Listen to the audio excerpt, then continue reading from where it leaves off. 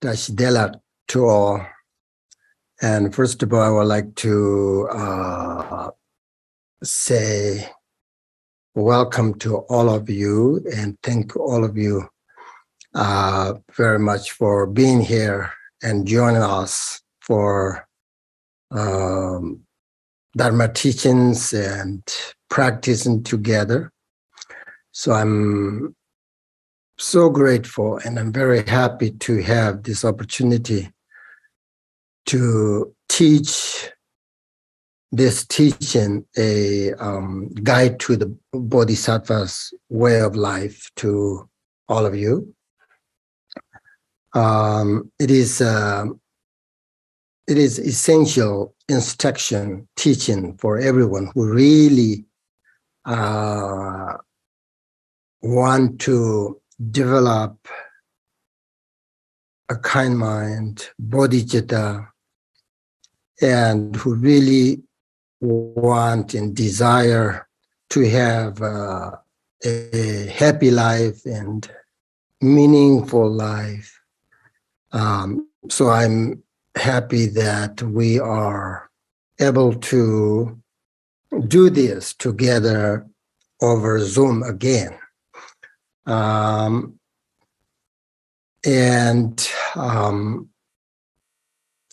Also now, first I would like to remind you, all of you, about motivation, right? As I always mention, before I start the teaching, whether or not our Dharma practice is successful, whether or not our practice accords with the genuine Dharma, really depends entirely on the motivation. So we must honestly examine our own mind. And how do I say, search for a pure motivation for the Dharma practice. So this is very, very important. So please take a moment and correct your motivation. And then as a listener, you have to listen carefully to the teachings without missing any words. So, of course, you know how to correct your motivation. You should think, I will receive these teachings, these transmissions for the benefit of all sentient beings, basically. Not just, like saying this or just like thinking this intellectually. Hey, I'm here and listen to this teaching for benefit of all sentient beings. Not just really, if you can, it's not just intellectually, but really bottom of your heart. Nothing has to do with your selfish mind, but just really for this, create this good karma. So I'm going to share and benefit all sentient beings. And that is how you correct motivation. It's really difficult to have a genuine motivation, but we should really sort of honestly, as a Buddhist practitioner, we should think this carefully, and really we should know that whether we have a genuine, pure motivation or not. If not, then we have to, otherwise, it's almost kind of like waste time. So that's how you, when I say, correct your motivation. And if you sort of listen to the teachings in this kind of manner, will create a powerful virtue and blessing that can never be lost. So a practitioner who maintains this kind of motivation when receiving the teachings or when practicing them will greatly benefit sentient beings, no doubt it. But, me as a teacher, for you as a listener, we as ordinary people,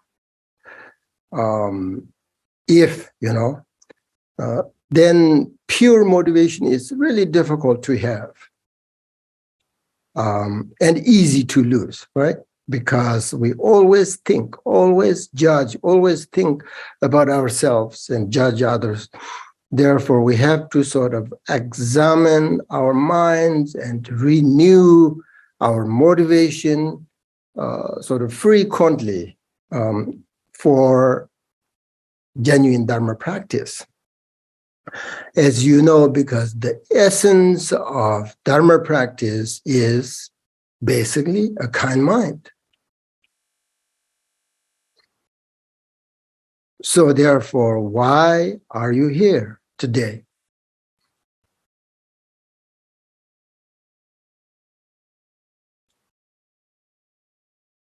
We have to understand the point.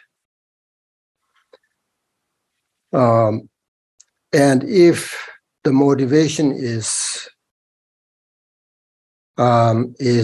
genuinely sort of correct, everything we do will be in accordance with the Dharma. Therefore, as I said, the essence of Dharma practice is basically our motivation, foundation. And the practice of Buddha Dharma is based on motivation, based on discipline. Without maintaining discipline, our minds will be unable to develop the qualities sort of arising from study, contemplation, and meditation, right? So study means, of course, receiving the teachings from a qualified teacher.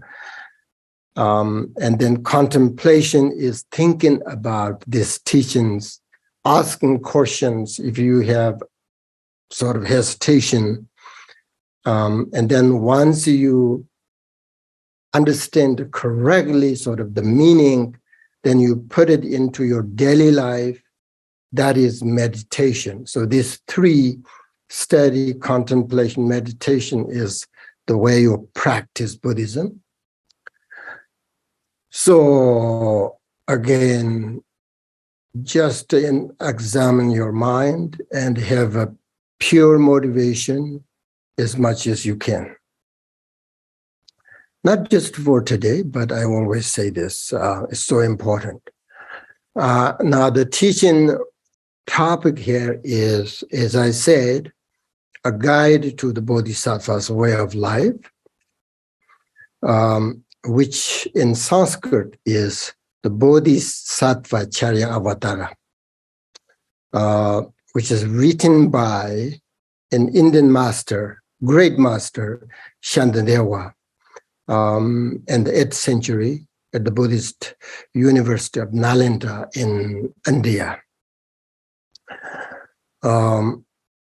As usual, I'm going to explain the text and then meditate on it according to the sort of oral instruction of the Shantideva's lineage.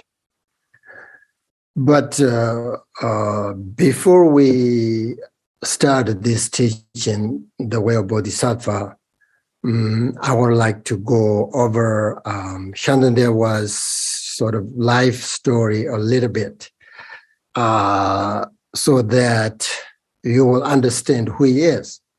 I'm sure many of you know him very well, right? Because he is the most important Indian master, Bodhisattva. And we studied his teachings a lot. Very well-known and very common scholar, a bodhisattva. But some of you may not know who he is. So it's important to know a little bit of his sort of life story before we start his teaching, so that you will be able to sort of develop your trust, your faith in him, because basically we're going to talk about for a few months this teaching by Shantideva. So therefore, my teachers always tell us a little bit about the whatever they teach, the biographies of that teacher. So therefore you understand a little bit who he is. So what I have learned, Shantideva's life story is, he was born in the 8th century in India, according to, his biographies. And he was born near Bodhgaya, where the Bodhisattva was enlightened. And of course, his name is Shantideva. Shanti means peace. Deva means in Tibetan La, Shiva La. Shiva means peace. La means kind of God, when he was very young, he, naturally acted in the way of Bodhisattva. And of course, he had a great faith in the Mahāyāna teachings and great respect for his teachers. And also, they said he was very diligent in his studies, and he was also very highly intelligent person. And according to his biography, when he was 6 years old, he meditated on Manjushri, because Manjushri is, of course, the manifestation of all the Buddha's wisdom. Therefore, usually like teachers always say that, meditating on Manjushri is a very sort of quick method to sort of sharpen, your mind, to develop your wisdom. Because Manjushri is basically the manifestation of Buddha's wisdom. So therefore, there are many stories of meditators who have sort of developed great wisdom and realizations through meditating on Manjushri.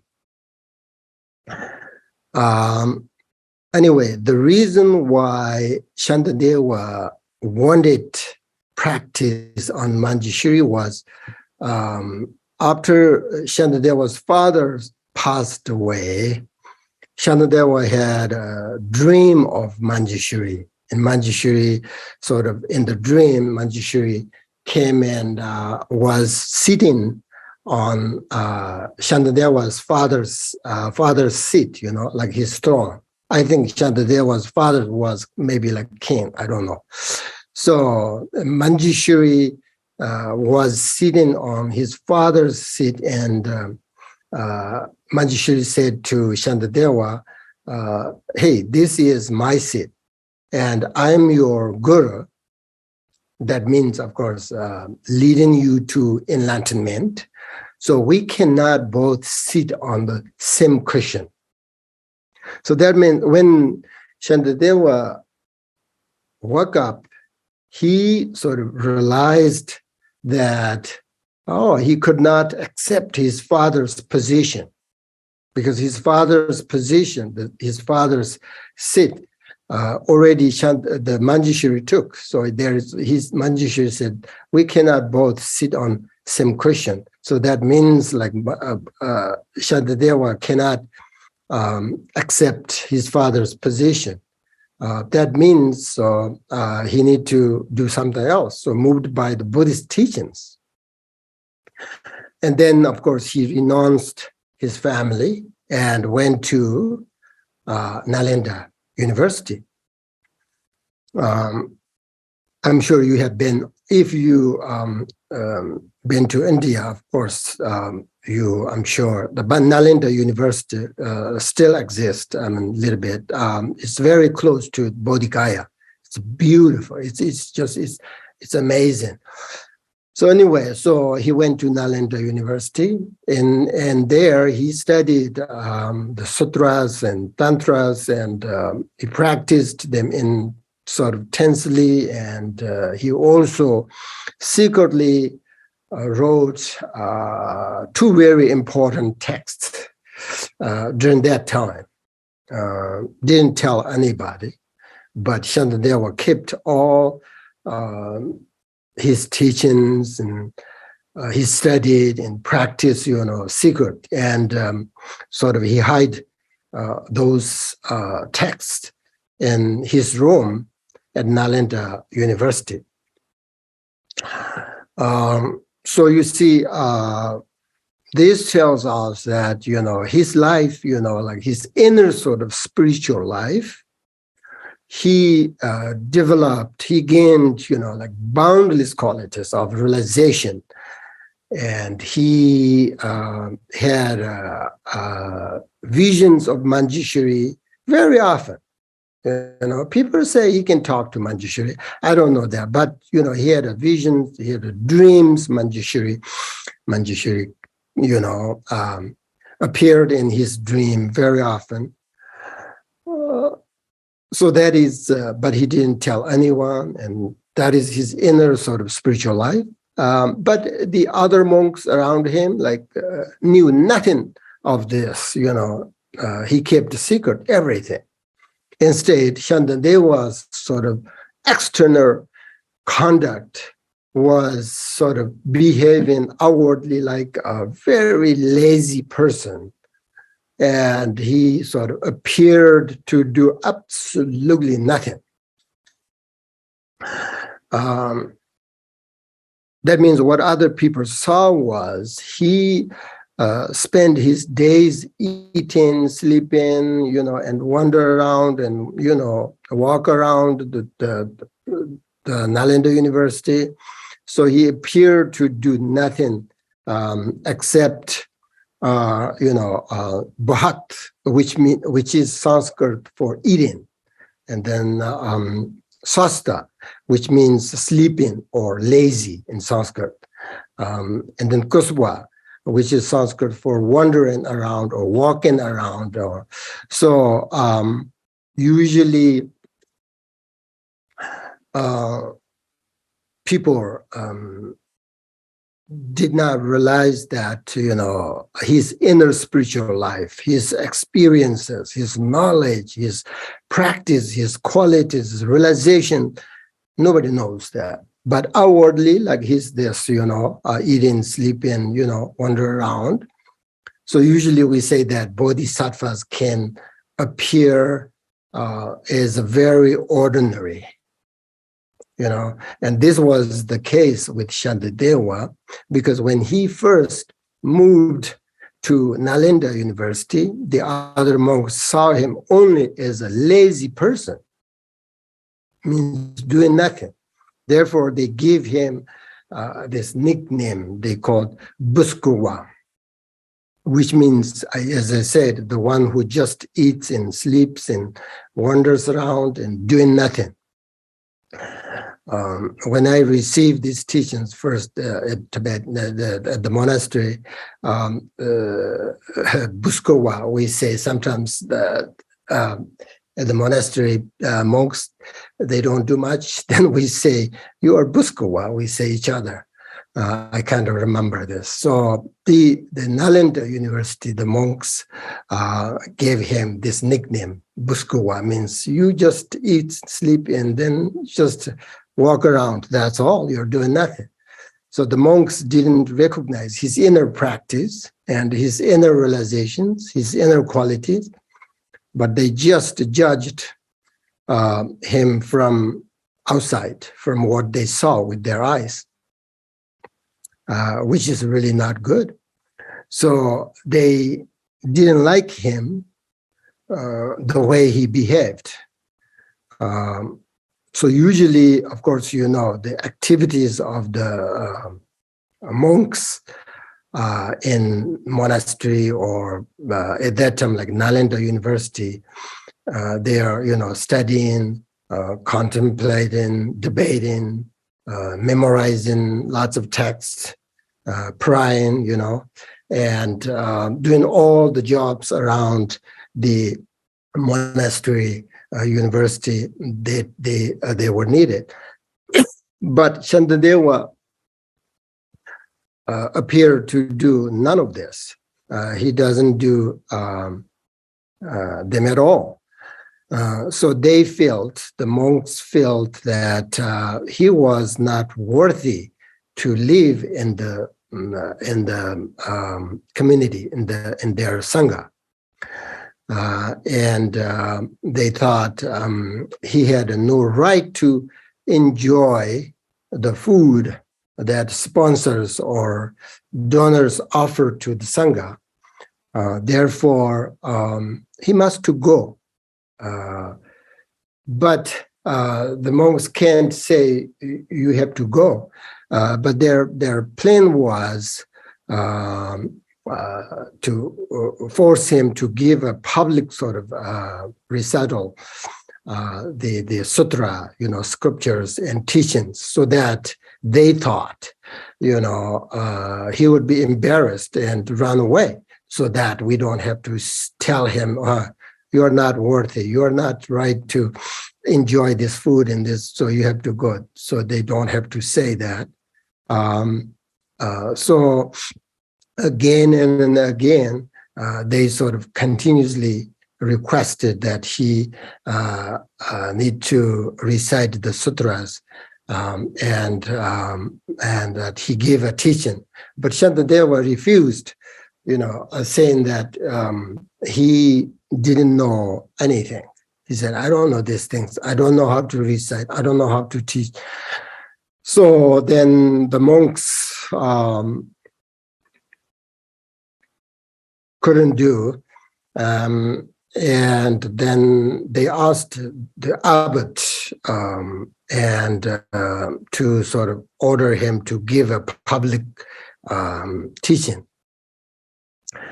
So then the abbot did so. When then Shantideva, of course, accepted and agreed to give a public teaching. And at that time, you know, everyone was surprised that Shantideva accepted giving a teaching in front of all these great masters, great sort of scholars of Nalanda University.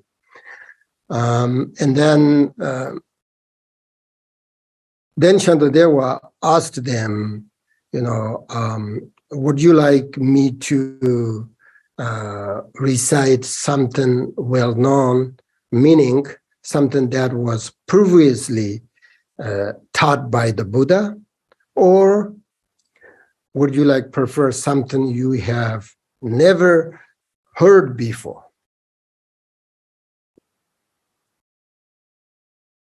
Then, of course, the monks wanted something new to really sort of embarrass him.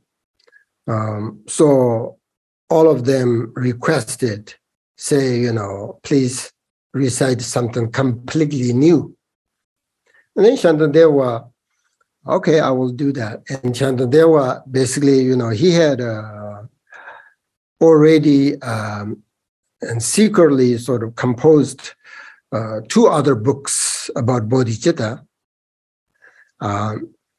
which they're called the Shiksha Samicaya, and Tibetan Lapti means Shiksha Samicaya in Sanskrit. And then the other one, Ndopti, means Sutra Samicaya. But Shantideva, so he already had those 2 books, but Shantideva said that those 2 books are kind of new, but he said that the Shiksha Samicaya is too extensive. I studied that too. It has hundreds of pages. So he said this is too much. And then the Sutra Samicaya and Ndopti is too short. So instead, he decided to recite a third that he had not yet written, but had sort of planned, like composed in his head. He already sort of prepared. He was thinking, I'm going to write this book, The Way of Bodhisattva. But he at that time, only his head. Because we know this because he wrote the Shiksha Samcaya before Bodhisattva Charya Avatara, but when we read the Shiksha Samcaya, he quoted many words from Bodhisattva Charya Avatara in Shiksha Samcaya. So therefore, we know that he already sort of planned about the Bodhicharya Avatara in his head. So this text he already had composed in his head at that time. So he started reciting the guide to the Bodhisattva's way of life. And that is, he said that this is the best because it's concise in words, yet very, very profound and vast in meaning. So he recited this, the Bodhisattva Charya Avatara, in sort of without break, chapter by chapter, perfectly. He just recited. So you see, this is the story of how the Bodhicharya Avatara came to be. Then, of course, everyone was sort of completely shocked and stunned at this amazing teaching and event. There are more sort of story about this teachings and how he behaved and how he recited. If you want to, you can read more the Khenpo Sherab's commentary, his biography. It's very common. So you can see there. I'm not going to talk about here. So then he gave this teaching, and all were moved to heartfelt devotion during the course of his teaching. And they had the monks and the Nalanda, had no idea he was a hidden yogi and was a great bodhisattva. We, Tibetans say, you never know where bodhisattvas are. So don't judge other people like that, just because someone behaving outwardly like an ordinary person. But of course, we do judge all the time, right? But usually bodhisattvas like Shantideva, you see, he kept everything secretly, the way he the practiced, and he developed his realization. Nobody knows that, but he was basically a great sort of bodhisattva and had visions of Manjushri all the time. Therefore, we have to be careful when, we judge someone behave some strangely in kind of like ordinary way, or we see somebody is very lazy.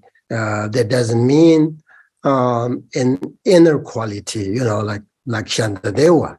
So usually, a hidden yogi almost never displays his power, right? But Shantideva, at that time, he could see that, this was what the Nalanda monks needed.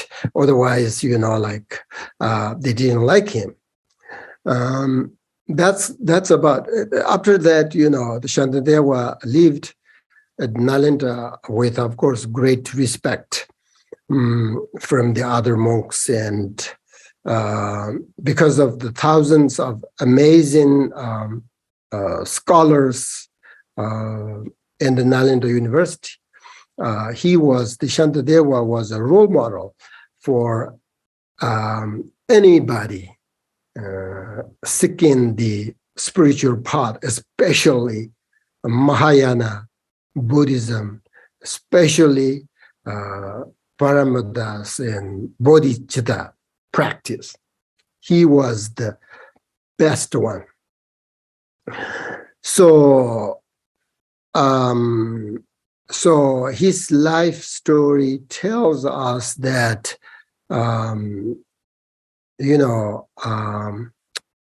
he had kept his knowledge of the way of the bodhisattva secret throughout his many years of practice. And he wrote these teachings secretly so that he could repeatedly cultivate the motivation of bodhicitta, so that also he practiced of the 6 pāramitās. This I will teach you more, but this teaching basically about 6 pāramitās, how to practice 6 pāramitās. So in this way, the text, reflects his own personal practice. Shantideva practiced, and he worked on his mind until he became completely free from selfishness. Therefore, there is another Bodhisattva, another great scholar. He has said, it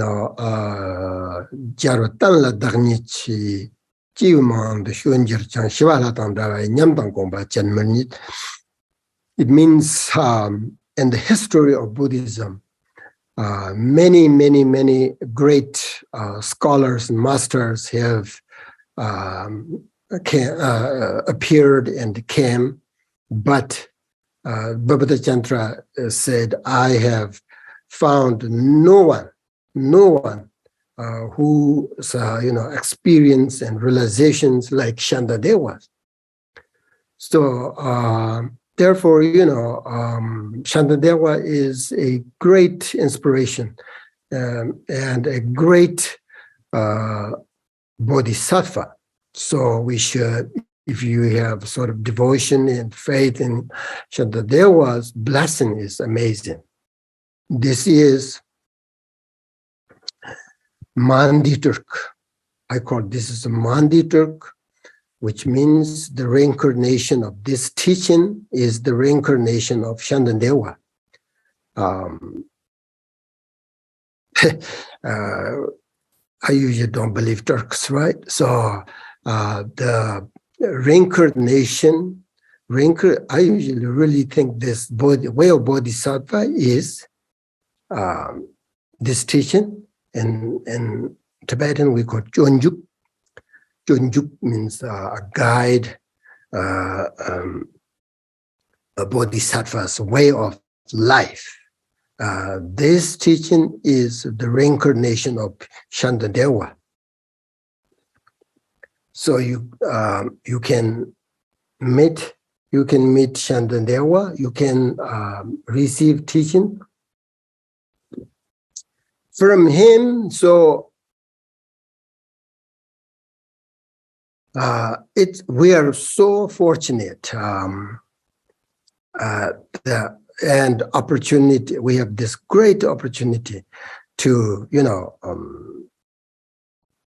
study and practice these teachings and receive these transmissions. And it's a really, really very, very fortunate once our lifetime. So please don't waste. Just study this teaching as much as you can. And then not just to study, but put them into your daily life. So this is very, very profound and important teaching. I mean, if you want to study and practice Mahāyāna Buddhism, then there is no doubt Shantideva's text, this teaching, the Bodhicharya Avatara, is the perfect guide, perfect instruction. It's because, the entryway to the Mahāyāna teaching is, as you know, precious bodhicitta, right? And the guide to the Bodhisattva's way of life teaches us how to control our mind in order to destroy our selfish attitude, and teaches us how to work only for others based on your bodhicitta mind, the capacity. So this text teaches us how to basically, develop bodhicitta and how to practice the six pāramitās. Six pāramitās, in English, transcendental perfections. And as I said, bodhicitta and the six pāramitās are the very essence of Mahāyāna practice, and the only sort of the path of bodhisattvas. If you wanna become a bodhisattva, then this is what you need. With it, we would be able to attain Buddhahood. Without it, we have no chance of attaining enlightenment at all. Without practice bodhicitta and six pāramitās, there is no enlightenment. The mind that is fully awakened and only working to benefit other sentient beings, that is what we call enlightenment.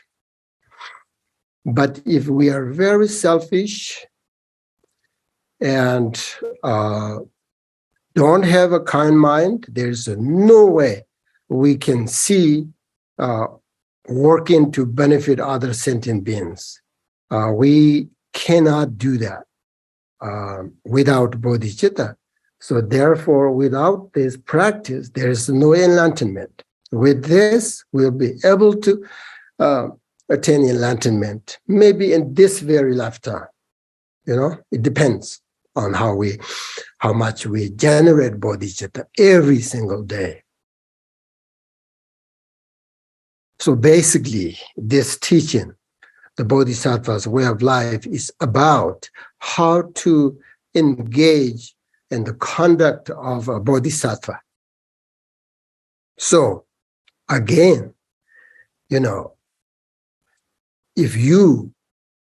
if I want to awaken our mind and have a kind mind, kind mind is a kind of foundation of bodhicitta. Bodhicitta is much more than kind mind, but first we have to, develop. We're looking for a kind mind, And if we want to awaken our mind, then I think studying and practicing this text is the best. I heard many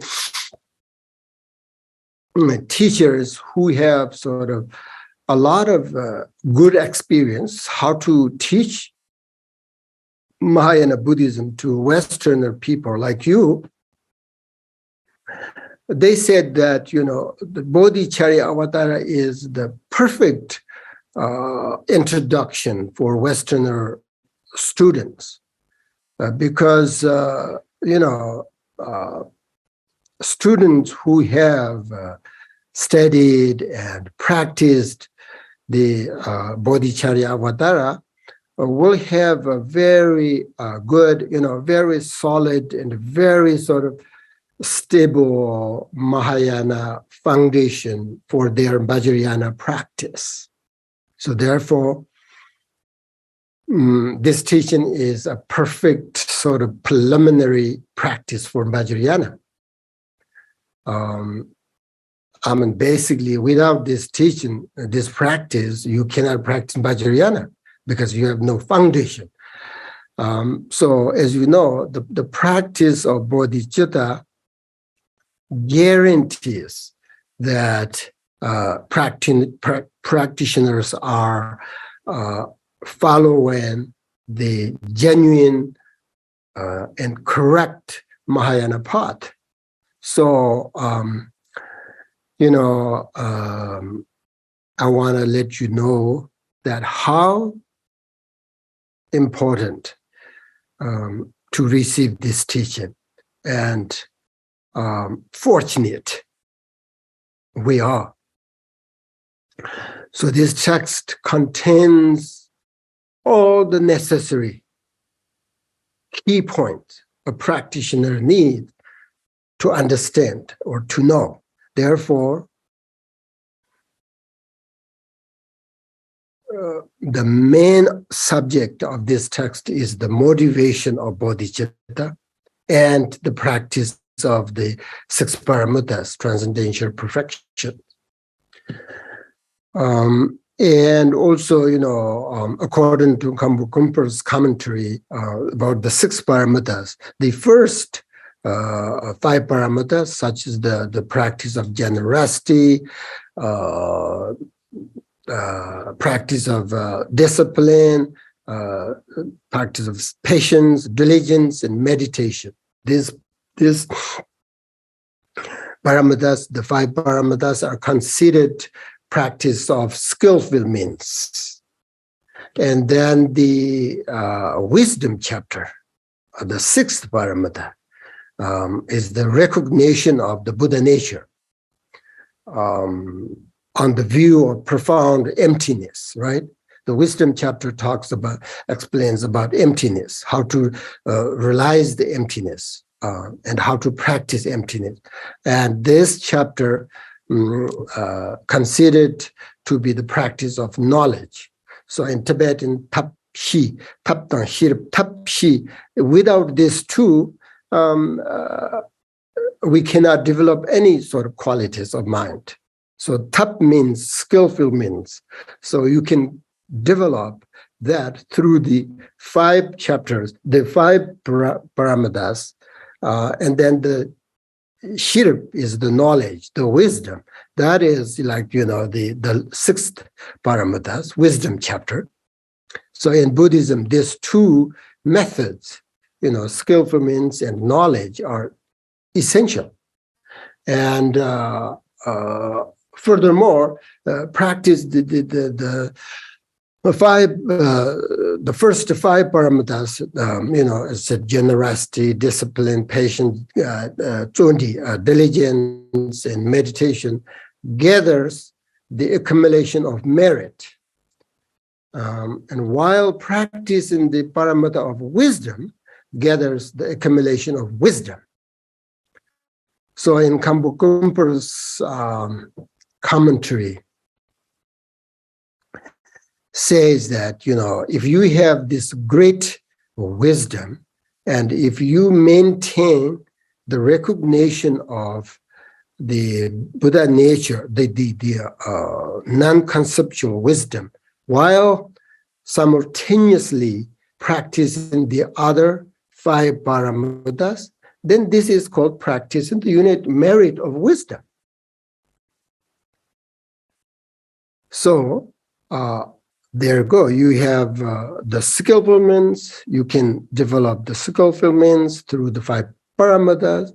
You have the knowledge, the sherab, the wisdom.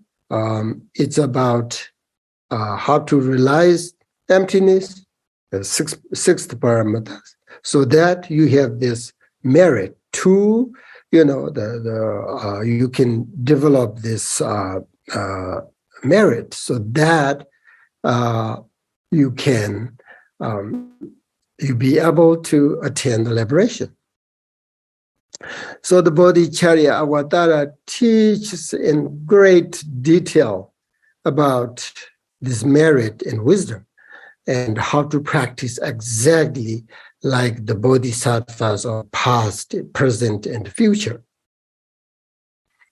So the whole text teaches us how to realize the view of Buddha nature and combine it with the bodhicitta, and how to let this view of Buddha nature sort of reveal complete enlightenment. To understand, that is this teaching's all about. Okay? Because now you have the information of the author, the Shantideva. I hope you understand who he is. And then kind of to summarize the subject of this teaching, so that you kind of like, you can picture, what is we should study and contemplation, meditate through this, receiving this teaching, this text, okay? Kanchen Pamma Tsewang, my teacher, gave us this teaching, Chonjuk, the Bodhisattva Charya Avatara, when he just started the university at the Pakong Monastery. And when I was studying at the monastery, at the very beginning of my studies, I learned the root text of the Bodhicharya Avatara. And Kanchen Pamma Tsewang let us memorize the whole root text first. So I did. And I have received an oral commentaries of Bodhicharya Avatara, as I said, by Khenpo Sherab twice, from Kanchen Pamma Tsewang. He gave his commentaries two times, and I received the root text, I think 4 or 5 times completely. And also I received many other commentaries on the way of Bodhisattva, like there is a very important commentary written by Khenpo Yanga, great master from Dzogchen Monastery. He has a great commentary, and I received that teaching, his commentary. So I studied a lot because of my teachers. They really focused us, led us to study a way of Bodhisattva, not just a short time, but year after year, because of this is a bodhicitta. This is about bodhicitta and about 6 pāramitās. So I have some good experience, learned from my teachers, received their oral instructions. You know, the Kanchen Pamma Tsewang, he said that he received this teaching from his teacher, you know, Kanchen Tupten Chumpel, right? Kanchen Tupten Chumpel received it from Kanchen Yonden Jamtso, also called Khenpo Yonga. Khenpo Yonga received from Pater Rinpoche. Okay, and Pater Rinpoche, of course, received from Nyingma, one of the student of Nyingma Langba. His name was Nyingma Ngomtser. When Nyingma Ngomtser was a direct student of Nyingma Langba, right? And Nyingma Ngomtser is one of the famous. We say Nyingma Namje in Tibetan. Nyingma Namje means for. Nyingma means fearless. So Nyingma Langba had 4 important sort of fearless disciples of Nyingma Langba, you know. So of course, you know Nyingma Langba. So this transmission, you know, came, you know, like Nyingma Langba, Pater Rinpoche, all this, you know, we have a great, unbroken, amazing lineage of Chonjuk, or the way of the Bodhisattva. We have this lineage. So that is very important, you know. And the blessings of the lineage are always, you know, transmitted from master to student. And because the genuine the recognition of emptiness and bodhicitta, which is this teaching, is only possible through the blessings of an authentic lineage masters like this. So, you know, generally it's important that students who have access to a personal teacher should first receive the written transmission for the Bodhicharya Avatara, which is I'm going to give you the transmission, written transmission, and of course explanation on them.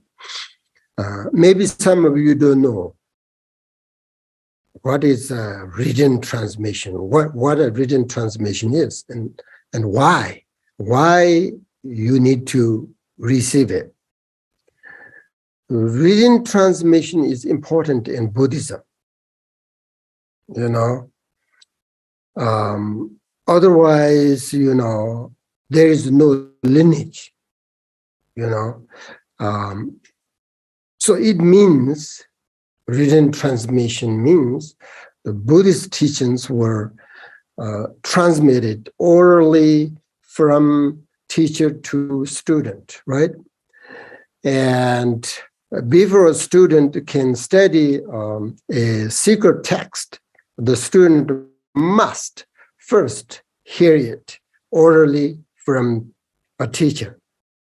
And especially like secret teachings, such as like, you know, Vajrayana and Dzogchen teachings, the Mahāyāna teachings, you know, the Mahamudra teachings, like this kind of secret teachings, even like you are not allowed to look at them without receive at least a written transmission, which is you need to get a permission from a teacher in order to practice them, in order to study them. Because without this transmission, you don't have the lineage. Without lineage, you're like there is no essence. You're like a sort of dry, very dry tree. Nothing will grow without water, The lineage is kind of like the water. The lineage blessing is like a moisture, It helps grow without breaking the continuity, It's so important. Therefore, the lineage is so important. You never, ever do, receive something from a broken lineage. It's a very bad. So you have to, when you follow the, a lineage, you have to investigate whether this lineage is authentic or not. So, therefore, it's important. And after the written transmission, then the teacher begins giving the explanation of the text. And then the student should receive in sort of extensive commentary on the text from a teacher. That is what, meaning of transmission. And that is how you study and practice Buddhism. A Westerner people, sometimes students tell me like, I'm a Buddhist, but I have no teacher. I'm a Buddhist. I studied Buddhism, read books.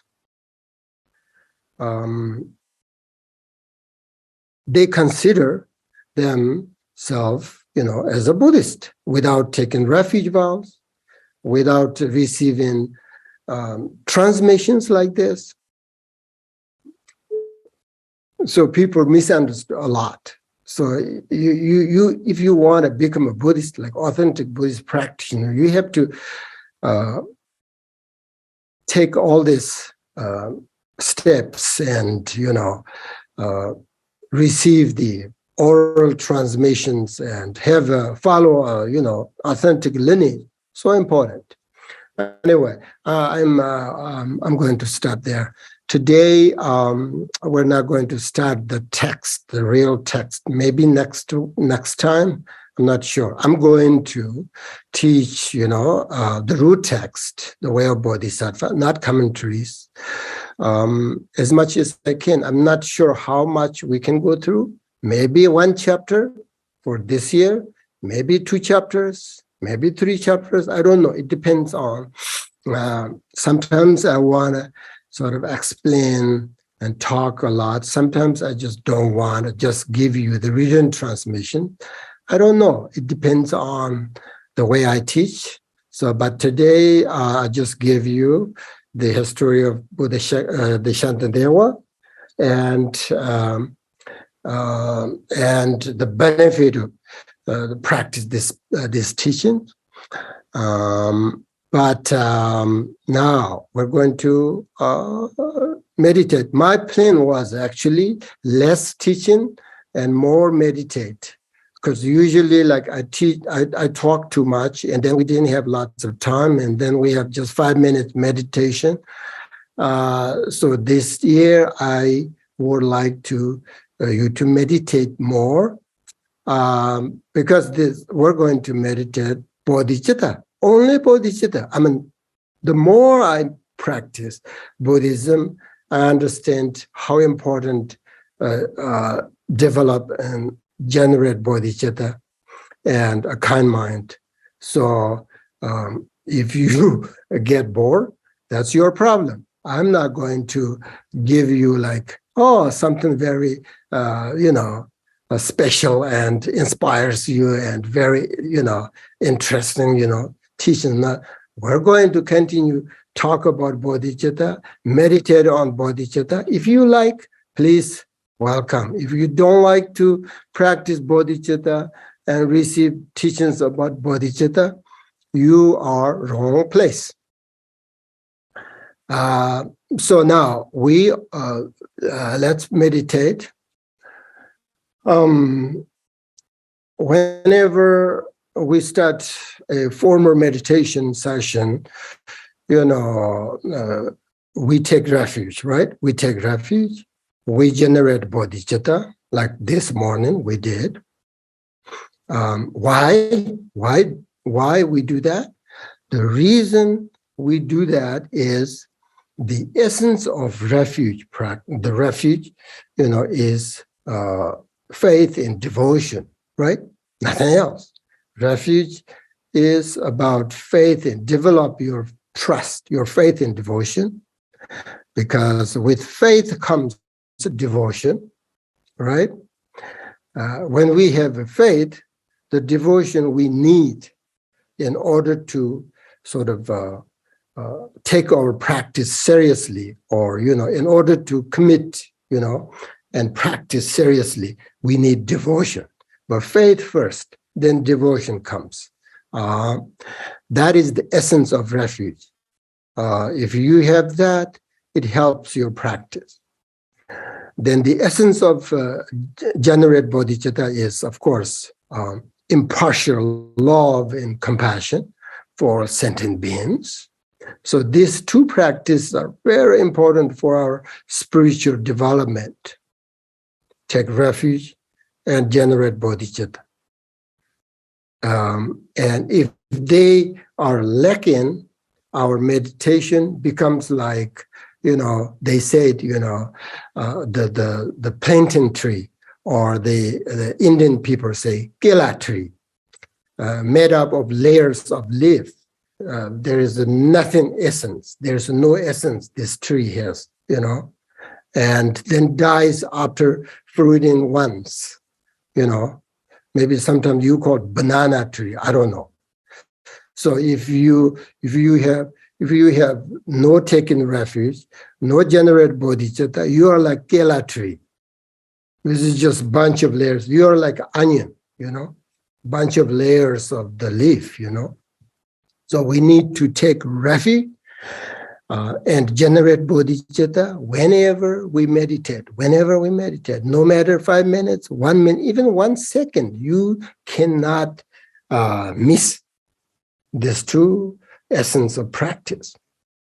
So you can say the prayers of refuge and bodhicitta like we did, such as, and the Buddha, Dharma, and Supreme Assembly, I take refuge, right, until enlightenment achieved. May the merit of my generous and other virtues acts lead to Buddha for the welfare of the. This is the practice, the take refuge and generate bodhicitta. You can say this prayer, or you can just, you don't have to say it, but just visualize, the 3 jewels with your devotion, with your faith, and correcting your motivation, bodhicitta, before you start meditation. Okay, that's very important. So just let you know that we're going to practice bodhicitta, right? After all this public teaching, because the teaching is about bodhicitta. But today, I think we are, this morning, actually, I came out, think about, I saw some videos, people killed animals, something like that, and I thought, maybe I'm missing something, I always meditate bodhicitta, but, the practice equanimity is so important, I think, because our, love and compassion is, if you really examine and investigate, these are not sort of based on the realization that all beings have an equal right to be happy and to overcome suffering. My love and compassion, I have, I practice bodhicitta, and love and compassion is part of practice, bodhicitta, but my love and compassion is kind of based on attachment. So that means like I'm missing this practice equanimity. So equanimity practice is a great, I think, foundation of bodhicitta, foundation of love and compassion practice, because all sentient beings, included animals, should be viewed as equal. We don't have that realization. So meditate on equanimity. Usually when we say the four immeasurable prayers, equanimity is kind of the last. But equanimity actually comes first, need to come first, because equanimity is the foundation of all of that. So meditate on equanimity. We should think all sentient beings. That means also like included animals. Actually, animals more important than human beings because they are so much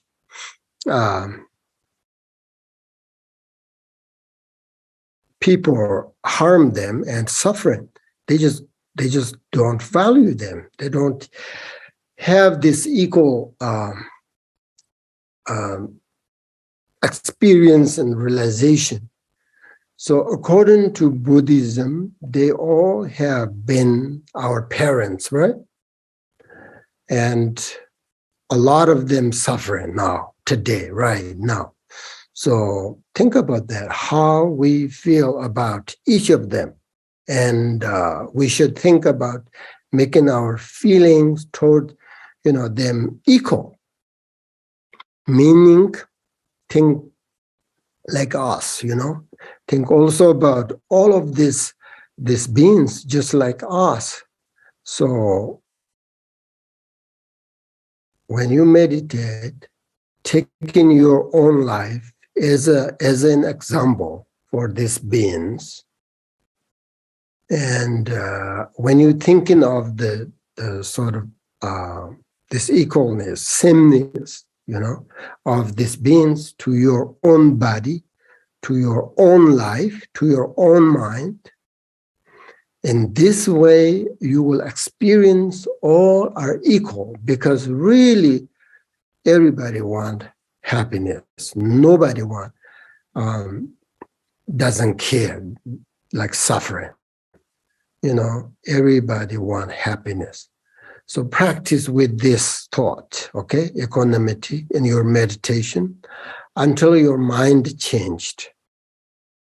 That means until your mind change means like when you really contemplate on this equanimity practice, think about groups of people, think about groups of animals who are suffering, who are harmed and by other people, and then you feel like you contemplate on that again and again and again, then eventually you feel that, oh, maybe I don't have a capacity to help them from suffering, but I have a capacity to at least not harm them.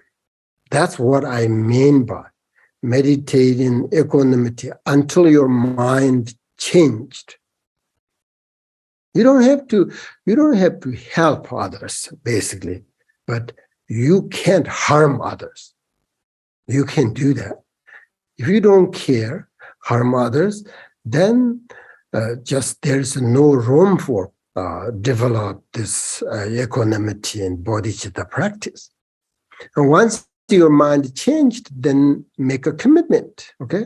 Say, I'm not going to harm any being. I'm going to help them as much as I can. If I can't help them, that's okay, but I'm not going to harm them. And alternate this analytical meditation. Bodhicitta usually concerned, analytical. We have this two kinds of rest and meditation, analytical This is, you have to contemplate on them, analytical meditation. And then, of course, you can, with rest and meditation, once you, for example, you're done analyzing like that, then, just sit with your realization as long as you want. Once you've been able to sort of equalize how you feel about all beings, then you can begin to practice genuine compassion and love towards all beings. Then your love and compassion become genuine. And before we do that, I want to, before we begin meditate, I want to recite maybe just one time, pay homage to Shantideva. I sent it to Colin, and she will share with us. And we should remember. You should remember the kindness of Shantideva's instructions and teachings on Bodhicitta, and that he gave us this amazing, you will receive, amazing teachings, without selfish mind, selflessly, give us.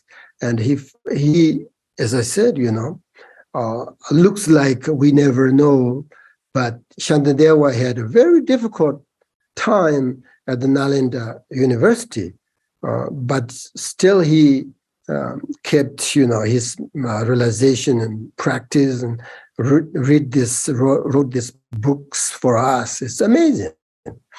Please say the homage prayer, Shantideva, once, and then we let's today 5 minutes meditate on equanimity. Okay.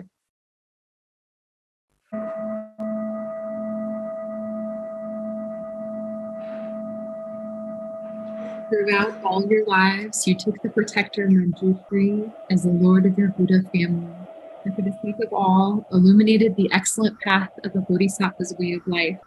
To Shantideva, heir of the Sugatas, I pay homage. All right, thank you. For 5 minutes.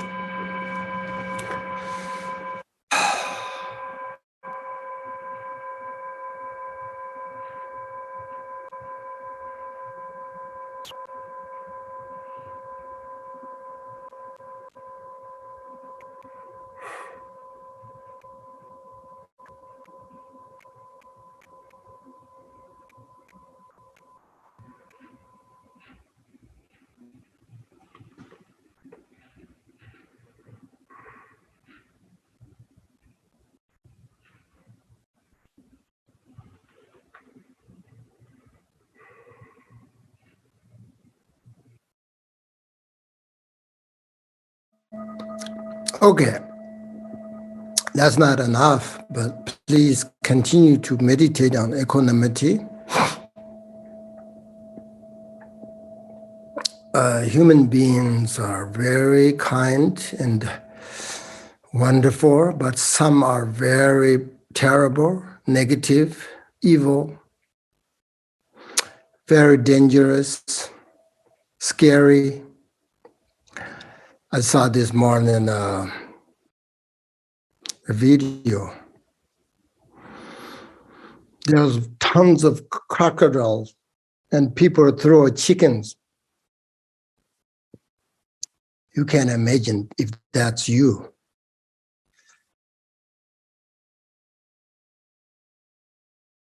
Please watch those kind of videos. It helps you to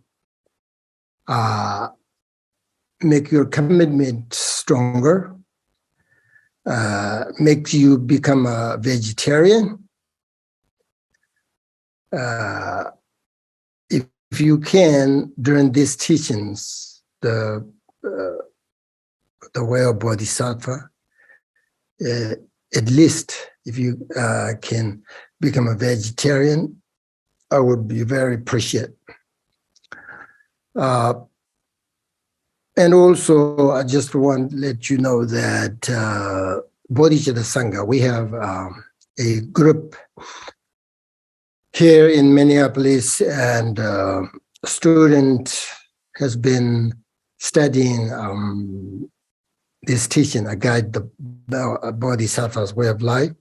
If you are interested in joining a study group, let us know so that you can study way of Bodhisattva.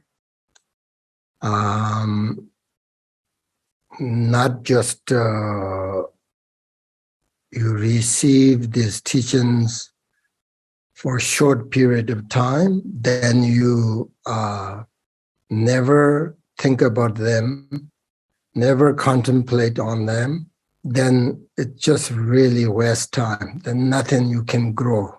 You have to, this teaching, you have to study over again and over again and over again, not just to study, but then you have to put them into your daily life. We, as a Buddhist practitioner, I'm not sure all of you are Buddhist or not, I don't care that, but it's the foundation, the human quality. The first, we need to develop a kind mind. It's not that difficult. We're not sort of beyond the capacity to have a kind mind. And then based on that, we can develop bodhicitta. Based on that, we can develop genuine love and compassion, all of that. But first, the sort of the basic foundation is to have a kind mind. And in order to think about that, develop kind mind, you have to see the suffering of others, either human beings or animals or whatever. Then you have a mind. You are not just a stone, so you have a feeling. So when you contemplate, when you think of the suffering of others, you feel it, and then you can change your actions, your behavior, so that you can be a kinder, you can be a gentle, and become a good person. That is what we first how we start and develop human quality. That's what I believe. And I think that's all for today. Thank you again for being here and practicing, together. I appreciate. And I hope you all doing very well. Please consider, doesn't matter who you are, whether you're Buddhist or not, just think about equanimity, think about this wonderful animals who are suffering by human beings, so that mentally we can engage, like this kind mind, so that we're not going to harm anyone, include animals. That is the commitment. Today, I think we should continually, from now on, think about the equanimity. It's a wonderful instruction, and I really think we are very fortunate to have this Mahāyāna teachings, and it's available and able to put them into practice. This lifetime, this life is so wonderful and fortunate. Never forget that. And I think that's all. Now you can we can say the closing prayers, and I hope I will see you next time. I'm going to continue to teach you the way of Bodhisattva. So please, if you can, join us, and we can practice together and create a good karma and develop this great merit, and so that we can go together, act together, think together until enlightenment is achieved. So now you can we can dedicate this teaching to all sentient beings. Say the closing prayers, please.